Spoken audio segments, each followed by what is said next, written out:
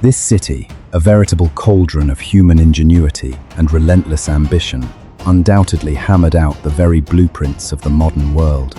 Yet, the profound cost of this astonishing, almost alchemical, metamorphosis was far more brutal, more soul-searing than we often allow ourselves to truly confront. In less than the span of a single human lifespan, a once sleepy, unassuming market town was violently wrenched from its pastoral roots, its very soul forcibly reshaped and relentlessly forged into what was arguably the most aggressive and unforgiving industrial engine the planet had ever seen.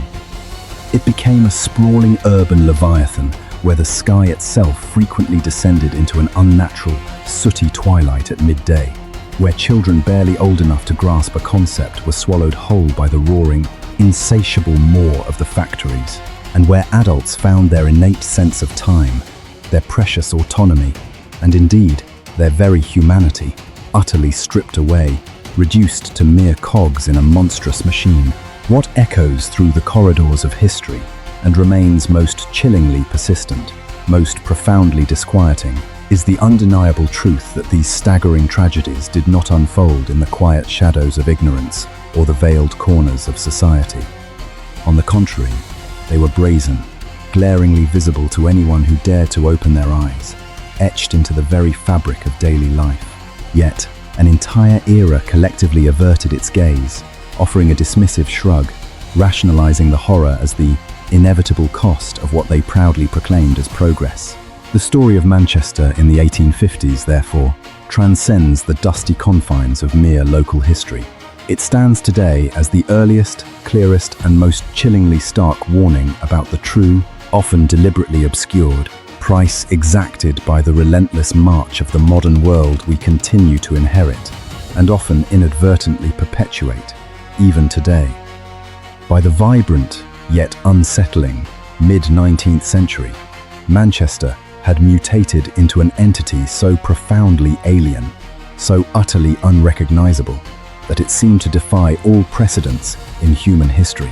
It was no longer a community that had gently blossomed organically, generation by patient generation, slowly expanding and evolving in harmony with the natural rhythms of its inhabitants and the surrounding land.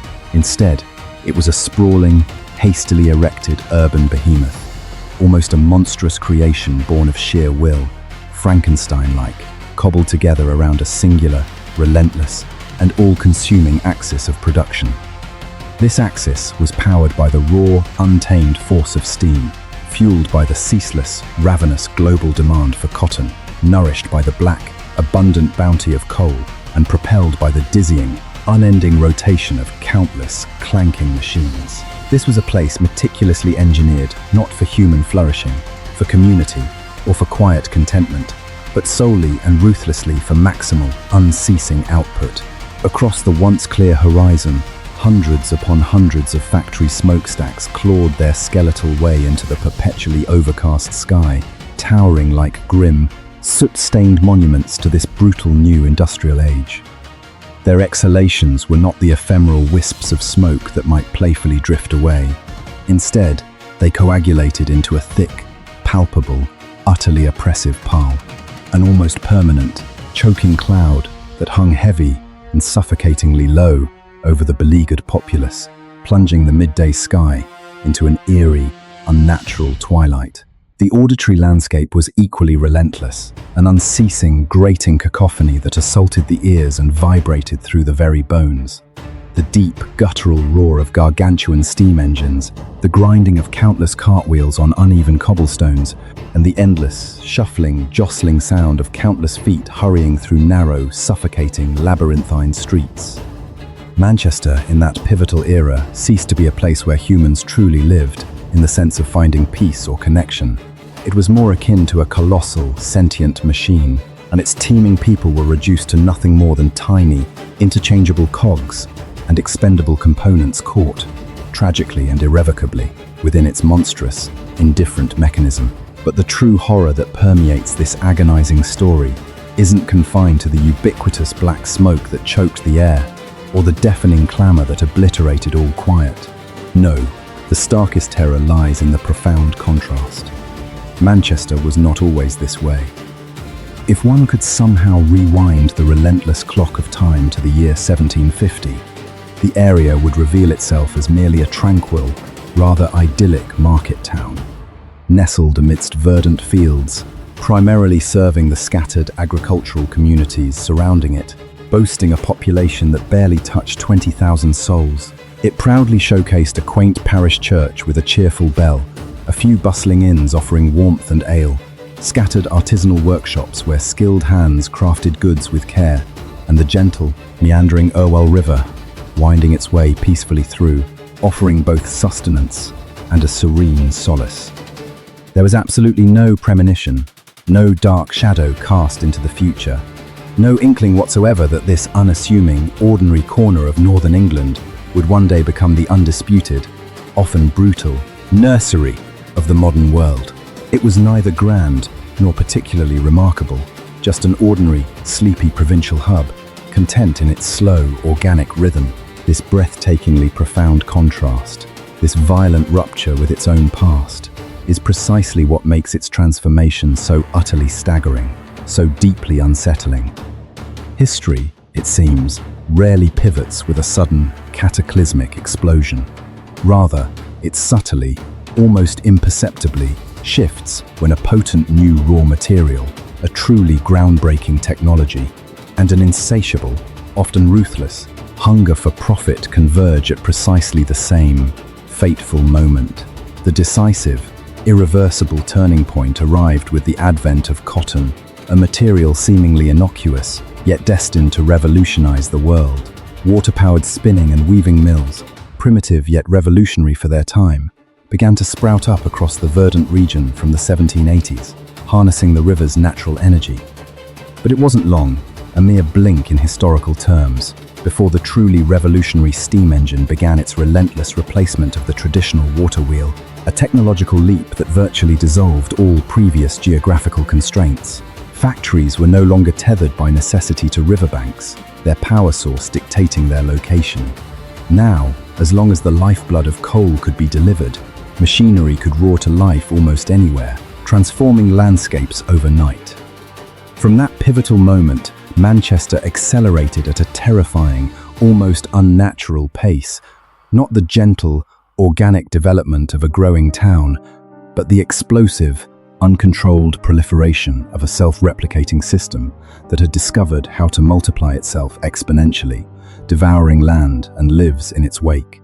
Its population, a mere 20,000 in 1750, rocketed to an astonishing 50,000 by 1800, then surged relentlessly past 300,000 by 1850.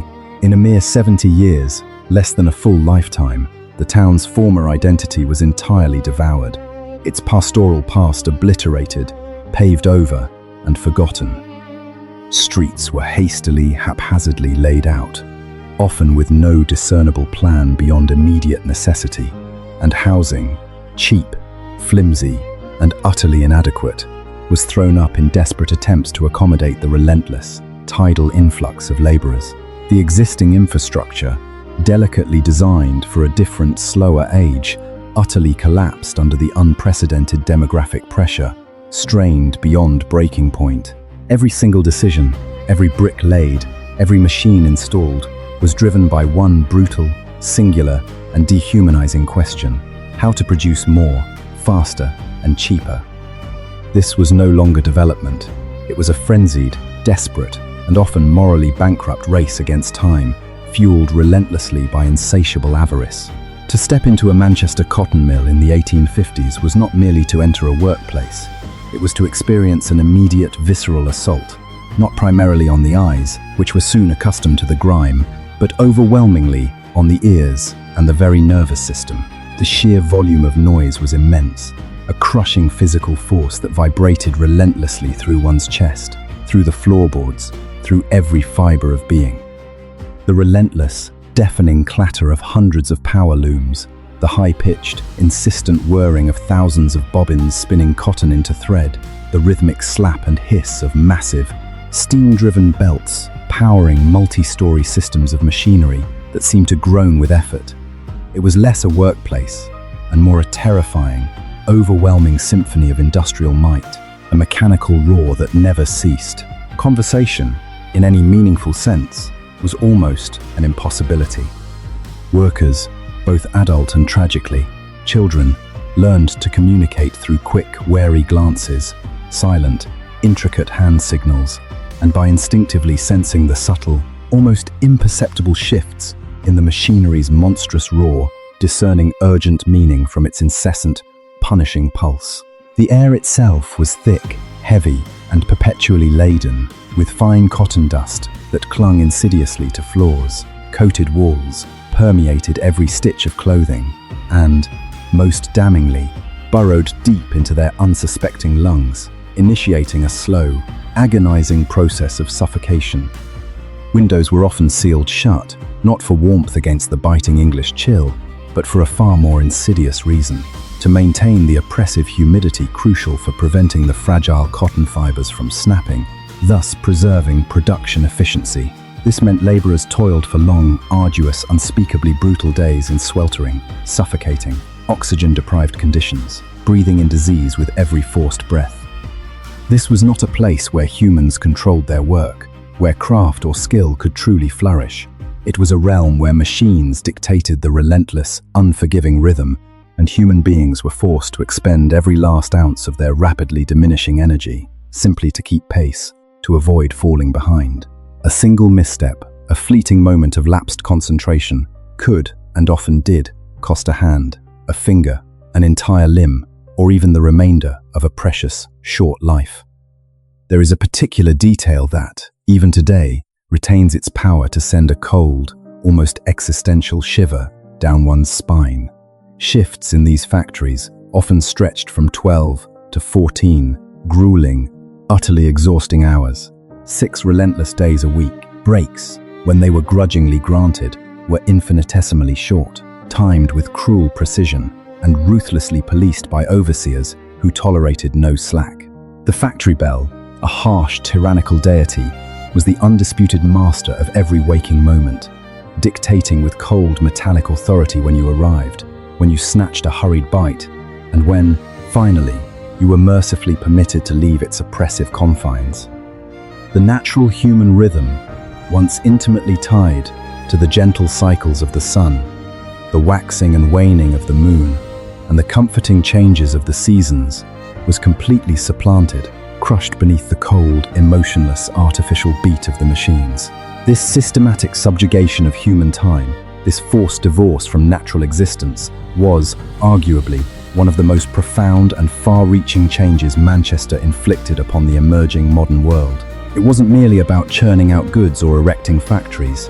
It was about forcing humanity to fundamentally restructure its very existence, to live by the relentless, artificial clock of industrial production. This, I firmly believe, is one of its most silent yet deeply resonant legacies, for even today, countless individuals among us, in cities and industries, far removed from 19th century Manchester, still find themselves living within a different iteration of that very same enforced, artificial, and often dehumanizing rhythm. Yet, the most heartbreaking and truly despairing reality was sometimes not found within the deafening, dust-choked factory walls themselves, but in the sprawling, desolate, and utterly wretched neighborhoods where workers retreated after their exhausting, soul-crushing shifts. Housing was constructed with a chillingly utilitarian, almost fast food mentality. Cheap, flimsy, and utterly squalid, one found endless rows of identical, cramped, airless dwellings, packed so tightly together they seemed to gasp for breath. Within these miserable structures, multiple families often had to cram themselves into a single, shared, often windowless room, their lives intertwined in a desperate, uncomfortable intimacy. They shared desolate courtyards, communal, often overflowing privies, and dangerously contaminated water pumps that served as breeding grounds for disease. Privacy was not merely scarce, it was a forgotten luxury, and cruel, ironic joke in a life that offered no respite. In such a fetid, overcrowded environment, disease, like a relentless predator, ripped through the population with terrifying, uncontrolled speed. In the poorest, most neglected districts, the average life expectancy plummeted to a mere, shocking 26 years. Pause for a moment to truly consider that stark, horrific figure. 26 years, not due to a devastating war, not due to an uncontrollable natural disaster, but solely and brutally because of the crushing, inhumane living and working conditions within a city lauded, even then, as a gleaming beacon of human progress. This stark, unforgivable contradiction epitomized Manchester's greatest moral failure, a searing, unforgettable reminder that a society can amass colossal, unprecedented wealth, yet still, through systemic neglect and avarice, allow its own people to live and die in circumstances utterly devoid of basic human dignity. Within those teeming, struggling masses were vast numbers of Irish migrants, a desperate exodus fleeing the horrific potato famine of the 1840s that had decimated their homeland. By 1851, an astonishing figure of over 13% of Manchester's entire population was Irish, a testament to the scale of this human migration.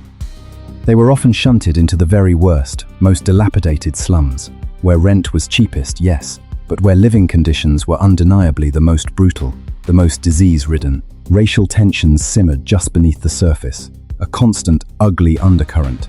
Fierce job competition was rife and unrelenting, and wage grievances were a constant, bitter refrain. Yet, above all, the sheer, primal imperative of survival forced these disparate people to live side by side, forging a strange, often tense, yet resilient community, born of shared hardship. In such an environment, human dignity didn't vanish in a sudden, dramatic flourish, but was instead slowly, relentlessly, and agonizingly eroded, day by grueling day, year by punishing year. This makes the portrait of Manchester far more than just a dry economic report or a statistical analysis. It is a profound and deeply moving testament to the extraordinary, almost unfathomable, resilience of the human spirit in the face of an overwhelmingly cruel, indifferent, and dehumanizing system. And here lies what is perhaps the most agonizing truth of all, a wound that festers even across the centuries.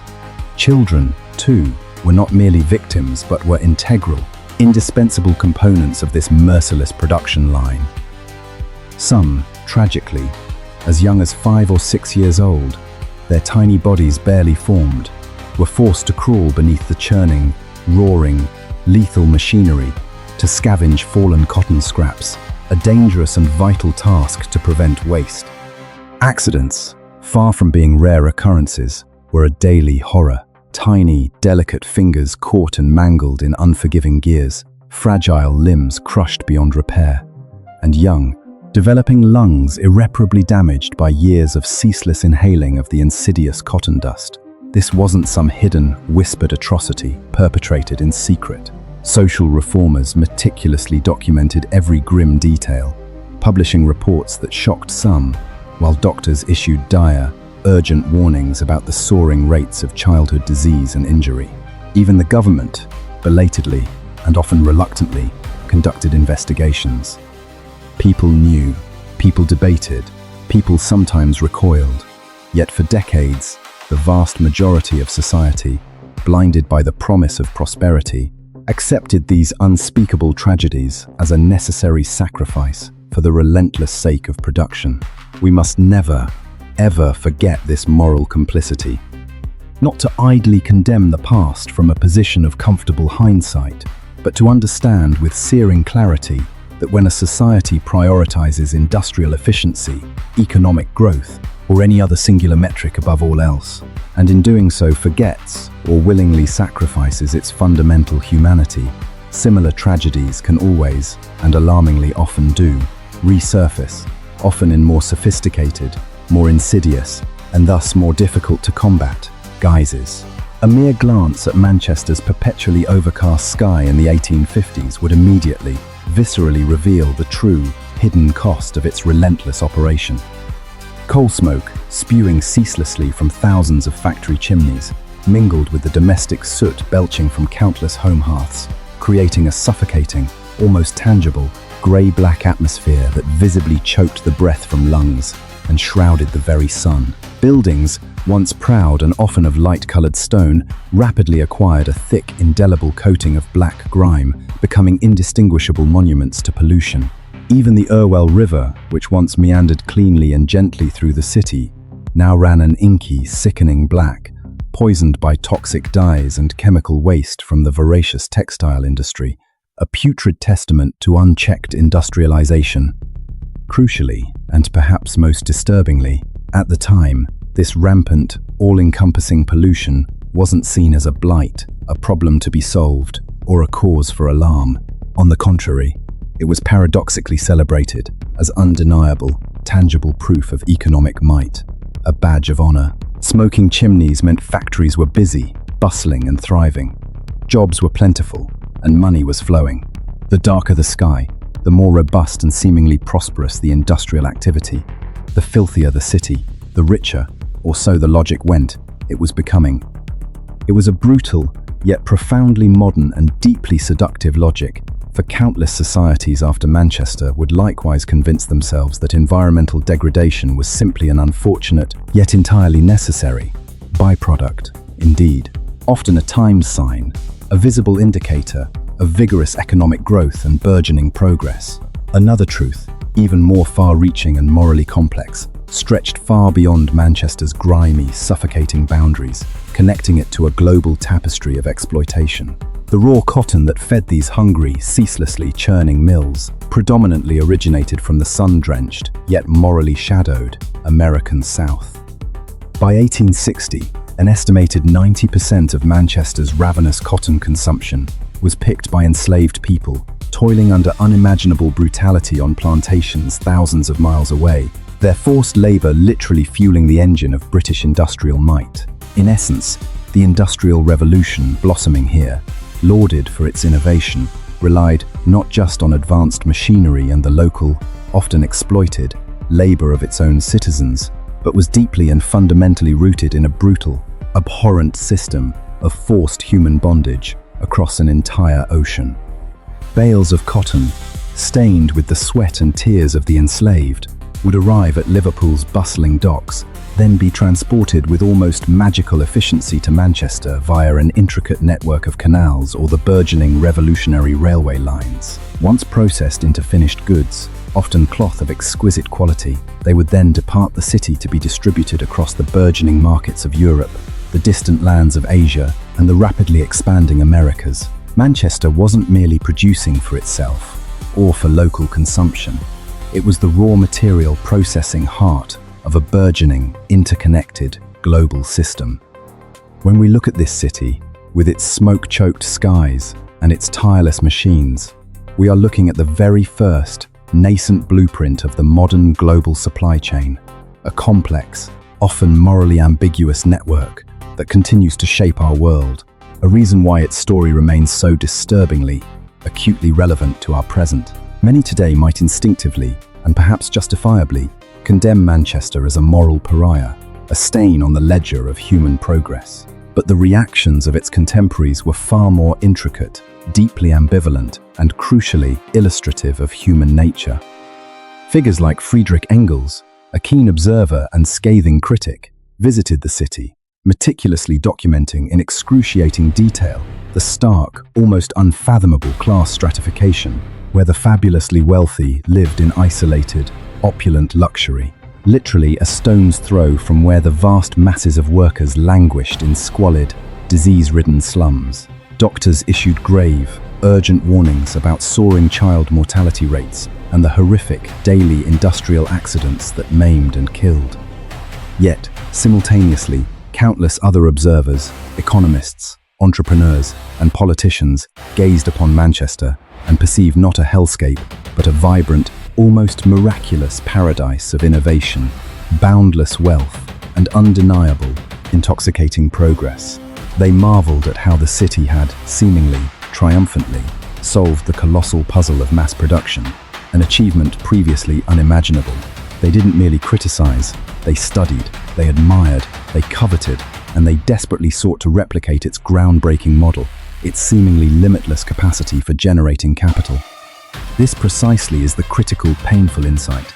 Manchester was simultaneously a chilling, cautionary warning of humanity's darkest impulses and an aspirational, irresistible ideal of its greatest achievements. It was feared for its social costs, yet desperately coveted for its economic rewards, which is why its model, with all its inherent contradictions and cruelties, spread with such astonishing speed and breadth across the globe. From Manchester, this transformative and often tyrannical blueprint exploded across the globe like an uncontained fire. The very concept of the industrial city itself, the often dehumanizing planned housing for its legions of workers, the intricate and morally complex global supply chains that stretched across continents, and perhaps most profoundly, the absolute subjugation of human life to the relentless, artificial rhythm of the machine. All these innovations, both good and ill, gradually became the unquestioned standard across Britain, then mainland Europe, and eventually the burgeoning nations of North America. It wasn't just the production technologies that were eagerly copied, admired and imported. The accompanying, often devastating consequences, the rampant, unchecked pollution, the deepening, entrenched inequality that fractured societies, and the dehumanizing exploitation of labor that treated people as commodities, traveled with them, an inseparable, toxic package. By the 1850s, Manchester was no longer an isolated experiment, a singular anomaly. It had become a self-replicating system, a dominant paradigm, a model for the future. When a system not only generates colossal, unprecedented profits but also proves its enduring viability and scalability, the world, in its economic fervor, rarely pauses to ask if it is just or humane. Instead, it only asks one question: how to replicate it, and how to do so as quickly and efficiently as possible, regardless of the human toll. And this, precisely, is why the agonizing story of Manchester retains its searing relevance, its undiminished power, its capacity to haunt us, even to this very day. It did not merely leave behind evocative images of smoke-blackened factories and sooty streets. It bequeathed humanity an unanswered question, a profound moral conundrum we still grapple with, often unconsciously. In our own time, how fast can a society genuinely progress? How quickly can it accumulate wealth and technological marvels before it inevitably leaves its own people behind, sacrificed on the glittering altar of advancement? How can a civilization genuinely take pride in its monumental achievements, in its grand narratives of growth and innovation, if, beneath the glittering statistics of economic expansion, lie the blackened, diseased lungs of its workers, the stolen, truncated childhoods of its young, and the desperate, crushed lives of those crammed into squalor, forgotten and disposable? The people who lived and toiled in Manchester then were not anonymous figures confined to dry academic textbooks. They were exhausted fathers returning home in the dead of night, their faces etched with fatigue and worry. They were resilient mothers, desperately struggling to keep their fragile children alive through another terrifying wave of disease. They were children growing up to the ceaseless, mind-numbing roar of weaving looms, instead of the carefree, joyful sounds of laughter and play.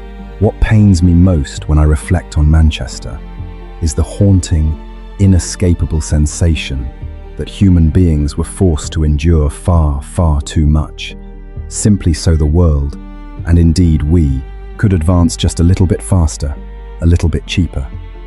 For this very reason, Manchester is not some distant, antiquated past, confined to dusty history books.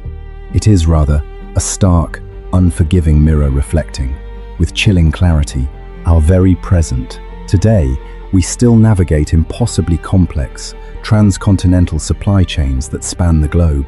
We still eagerly purchase cheap goods, often with a convenient collective amnesia regarding the hidden, often brutal, labor costs and environmental tolls that are woven into their very fabric.